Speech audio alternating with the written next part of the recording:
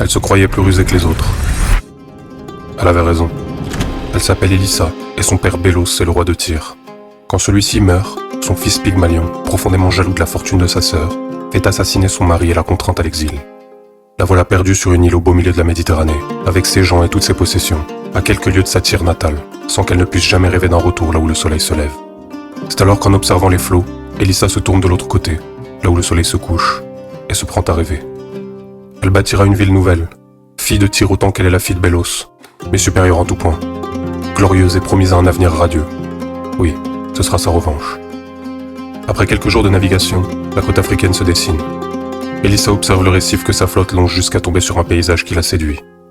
Une pointe de terre fertile se jette ici dans la Méditerranée, entourée de collines protectrices qui font dire à la fille de Bélos que la fille de Tyr pourrait être bâtie en ces lieux. Mais ici vit déjà un peuple, on appelle les Libyens, et Elissa n'est pas une guerrière.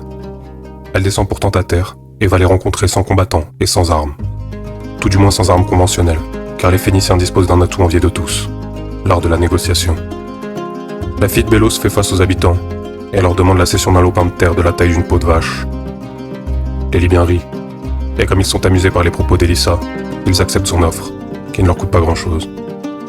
C'est alors qu'elle ordonne la découpe de la peau de vache en de très fines bandelettes. De très fines bandelettes qu'elle fait attacher entre elles jusqu'à former un gigantesque cordage. Une fois qu'il est posé au sol en cercle, les Libyens observent sidérés le périmètre formé par celui-ci.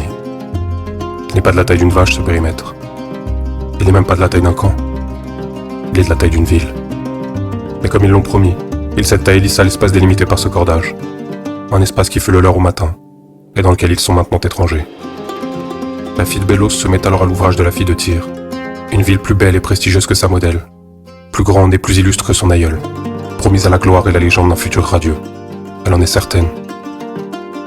Ville nouvelle. C'est le nom qu'elle décide de lui donner. Bien sa langue à elle. Carthage.